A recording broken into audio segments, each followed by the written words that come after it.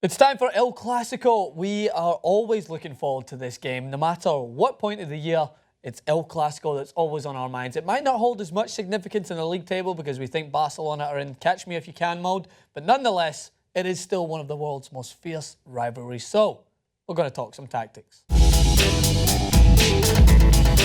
Starting with Barcelona, this is a lineup that I imagine they will go with. It is their most standard setup. Luis Enrique just needs to look at the list and say, quality, quality, quality, quality. Amazing quality, quality. It's an easy job for him. No, I'm only joking. He has to obviously assume that Real Madrid are going to come guns blazing. So this is our backline, I imagine. Bravo in goals, Alves, Piqué, Mascherano, and Alba. Midfield, Busquets, Rakitic, Iniesta, and of course, MSN up top. Now, as soon as we get to this, there's one thing that I want to highlight about Barcelona, and it's going to be something I'm going to counteract, hopefully for Real Madrid's case, in the sense that they would play the right player this time rather than going with their three central midfielders like they did in the last game, and Francis Maxwell was left right, but also a little disappointed because it wasn't a competitive game. If Real Madrid play Casemiro, which I imagine they will because I'm sure they've learned the lesson from now, what you're going to see Barcelona do differently is they're not going to try and find that direct pass. They're going to try and tease Real Madrid out of their positional sense. So if you see, this is imagine Real Madrid's backline here. Casemiro's job is going to be to simply navigate this area and protect his back four. If it is Carvajal in here, you expect that Neymar will not be as, I would say, hasty to take him on the way he did Danilo because he embarrassed Danilo. But what he's going to want to do is he's going to drop deep and try and find the ball into his feet here to try and lure out the likes of Carvajal if he happens to play that position. And what this will do is this will make Casemiro make a decision.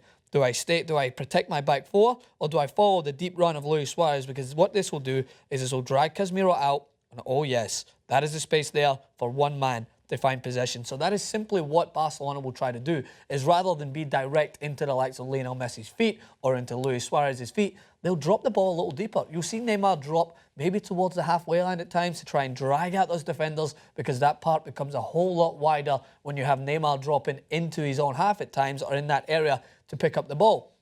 Now, that being said, don't expect that to happen all the time because Barcelona are geniuses at doing this. Is you get Neymar dropping deep to pick up the ball, and when you have someone that is talented as the likes of Iniesta, all it takes is a simple switch because Real Madrid naturally will switch all of their players over to counter-attack the attacking side.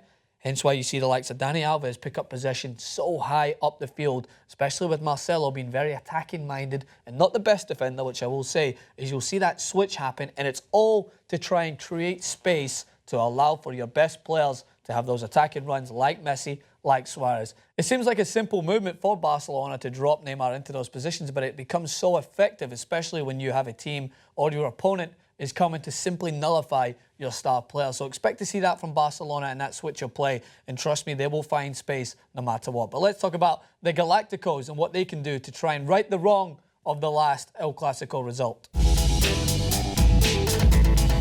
So with Real Madrid, this is how I think they will line up, depending, barring injuries that may happen.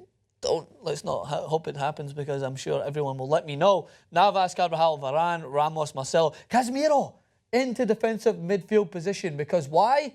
Roll the clip from the last tactics video. Who was the person that I said should be starting, and what happened? Barcelona ripped Real Madrid apart. Roll the tape, Mary. Midfield, Casemiro. Going to talk about him in a minute.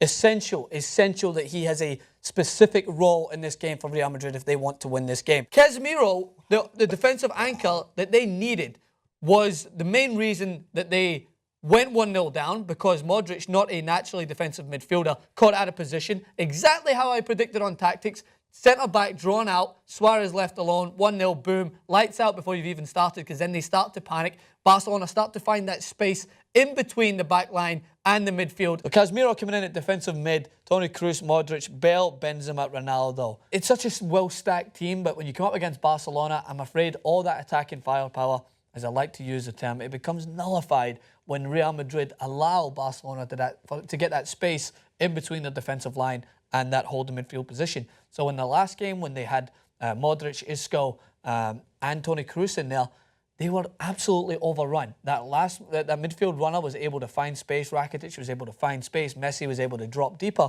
It's all about Casemiro patrolling this area. But as I mentioned, for Barcelona, Real Madrid will be given the option because you see Suarez making this run deep in here, and Casemiro will be tempted to pick this man up here. And he can do that, that's fine, as long as his defensive line back him up and confide the space, because the last thing you want is Casemiro to pick up Suarez in here, the defensive line to hold themselves deep, and then Messi suddenly picks up the ball in this pocket and he's left one-on-one. If you're going to step with the man, everyone defensively has to step with you so that you keep this space, as I mentioned, minimal in there, because that all Messi needs is a couple of yards. So if you give him 10 or 15, he's going to take it and he's going to make you pay. The second thing I'm going to talk about Real Madrid-wise is going forward.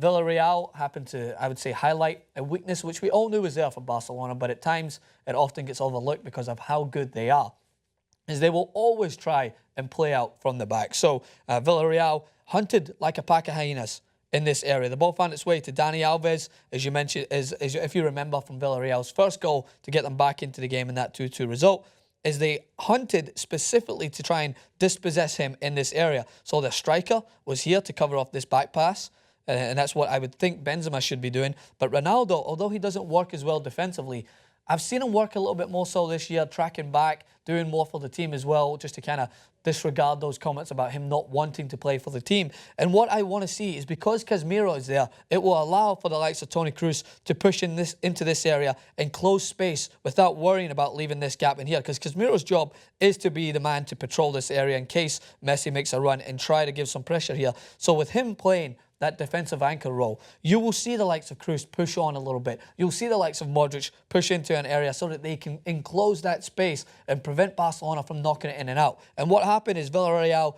dispossessed Dani Alves in here, and they sprung forward and were able to make them pay. It's not as much what Real Madrid can do to utilise all their talent, because we know they have talent. We know Ronaldo can contribute from anywhere. We know Gareth Bale can bang them in for 30 plus. But it's all about how you stop Barcelona from playing their natural game. And those two, despite sounding a little bit more defensive, that's what Real Madrid are going to have to focus on here if they want to get a result. But me, as you know, my predictions, I'm going to go with the most go-to result in Clasico history, and it's 2-1, but I'm going for Catalan. I think Barcelona are going to take this 2-1. Make sure to hit me in the comment section below. Plenty more tactics videos, as you always expect, here on TYT Sports. Hit that subscribe button. It goes a long way. Come back again.